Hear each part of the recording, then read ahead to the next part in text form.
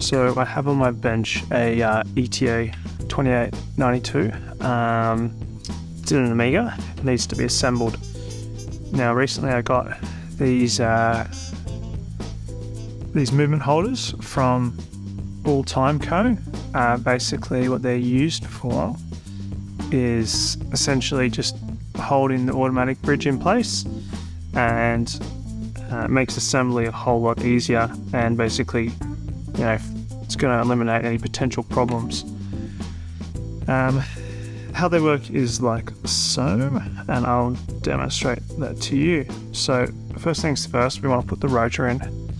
So I flip the rotor upside down and we place it in like so.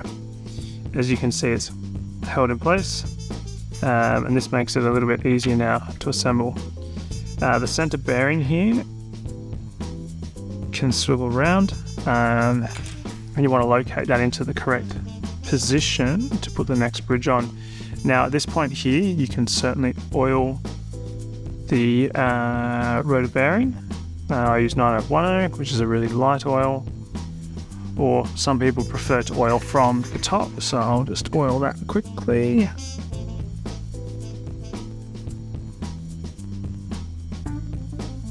So how I do it is I use 9010. I use these version oilers. I put a little bit onto one side and then carefully just place it in. The next step is to locate this bridge. See that, the automatic bridge, onto the spot. Obviously with this cutout here, it has to go in. So basically what I do is I'll move this around, get it reasonably close.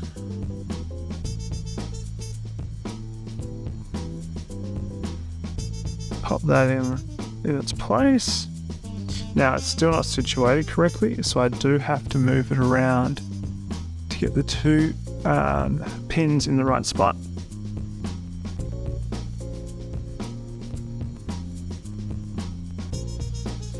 Alright, that's located in. Next step, put 3 screws in. These are the small ones.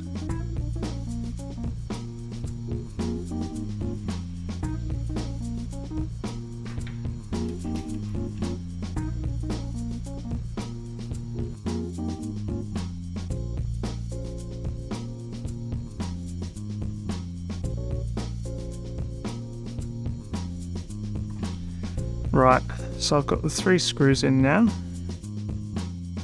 That attaches the automatic bridge to the rotor. Next thing we're going to do now is the automatic assembly. I always just like to double check, make sure I got those screws nice and tight, which I do, because there is a significant amount of weight and torque on these screws, so they do have to be on pretty tight. Okay, next we got the reduction wheels. 2 reduction wheels here, the automatic reversing wheel, and then an idling wheel that has to go in. I oil the posts first, and then I also oil the automatic reversing wheel as well, and then I'll do the jewels when I flip it over the other side. The advantage of these jigs basically is it just holds it in place and stops any rocking from side to side and stops it spinning around.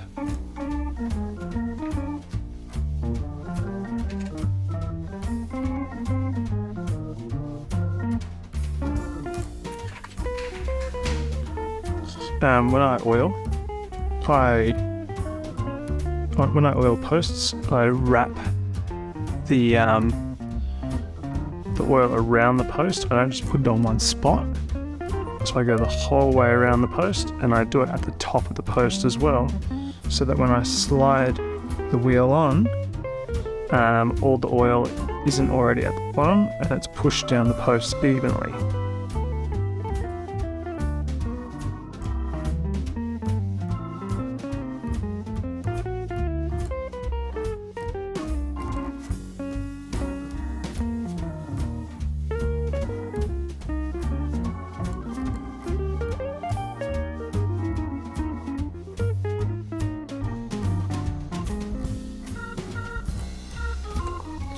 So basically with reversing wheels, there's a whole lot of ways. Depending on who you talk to, everyone has a different way of oiling them basically. What I do is I oil the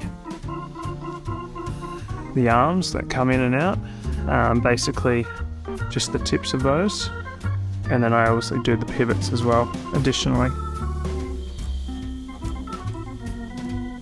Right, next we have the bridge.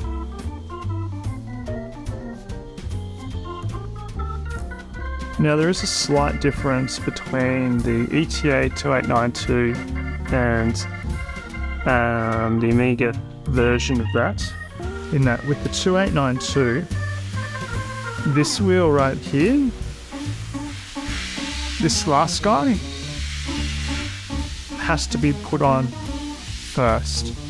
With this, in the Amiga one, you can put this on after. So you can put this wheel on after.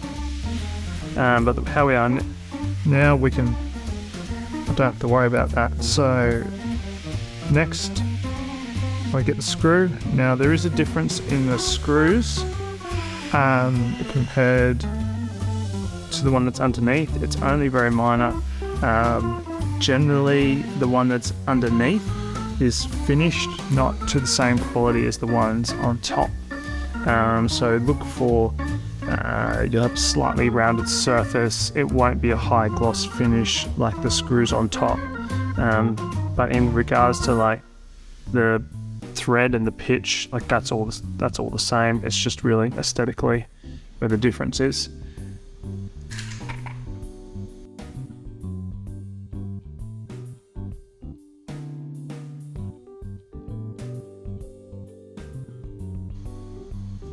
I always start with less oil, and then that way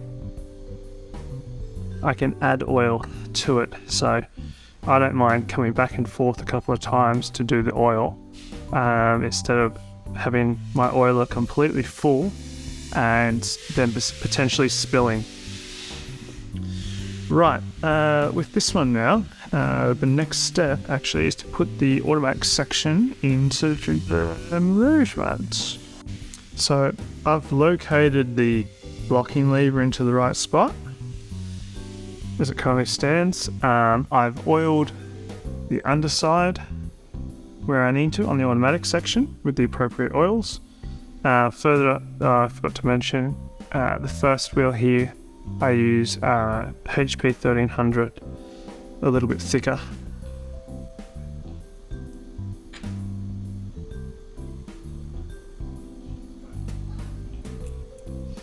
Right, I got lucky and it went in. Now, I don't want to, obviously the rotor is not engaged, so it's quite loose as you can currently see, that's alright, it's just a little bit annoying.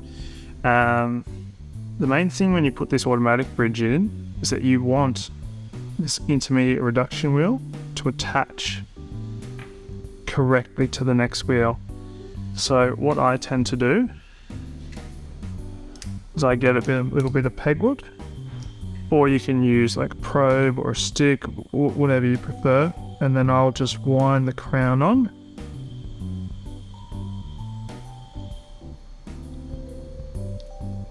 And it is engaged, so that way I know that when I tighten the screws down, these two wheels aren't going to bind, and that's usually the main problem if you don't locate that first off. So what I'm going to do, just to secure the bridge, I'm just going to put one screw in, not the whole way down.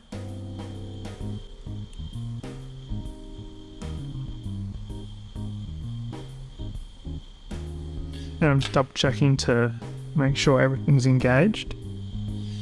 Now that screw isn't in tight. It's just kind of sitting there.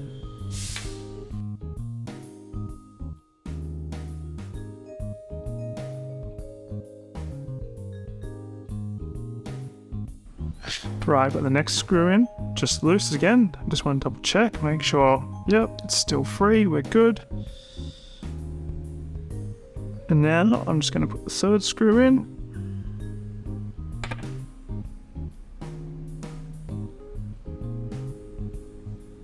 It's in, not tight.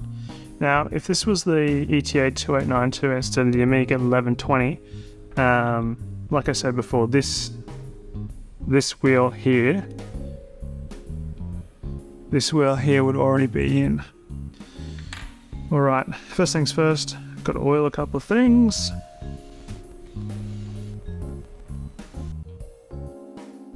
So I make multiple trips. I actually had a fair bit of oil on that. It's important to make sure that you have the right part. The wheels, this wheel here that I'm putting in is different to the ETA 2892 version. Slightly modified height.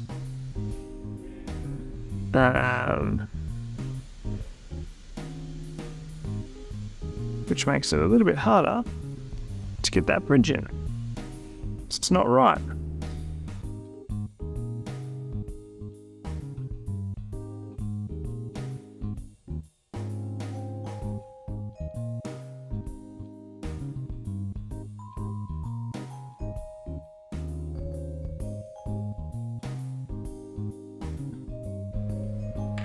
Right, let's put it in loose. So it's in there, but not in there tight. And what I want to do is just check the rotor, make sure it's right.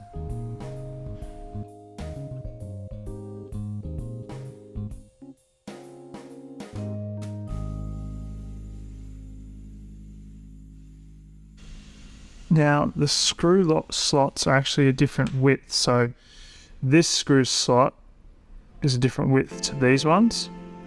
Automatic bridge, you know, your balance cock and your barrel bridge, and I always sharpen my screwdrivers to each kind of slot.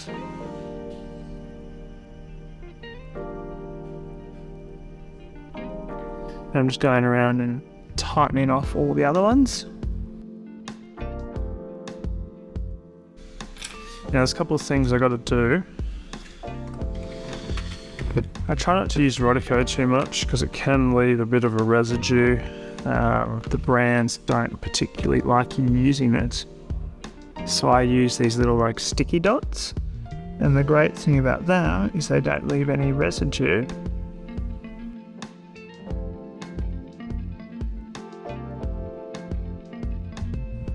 And they'll get rid of like any fingerprints or kind of any marks or anything that you may or may not have left, or maybe some stuff that the cleaner hasn't picked up, or any dust or anything like that. Okay, so next thing now is timing.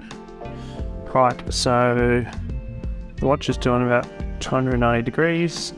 Big errors at 0.2, but the rate is a little bit too much. We can bring that back down. That's within range to be regulated using the micro adjuster on this one. So this is just to give you an example. I've gone one way on the micro adjuster and you can see how far it is. There's obviously a positive and a minus on there, but I just wanted to demonstrate, and then we're going to just bring it back in.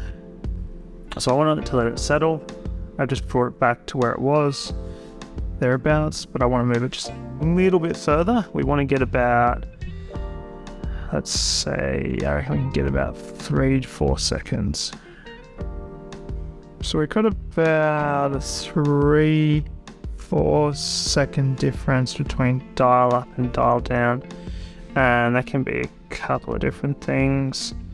It could be a little bit of wear on that pivot. I've just adjusted that again. Right, let's leave it there.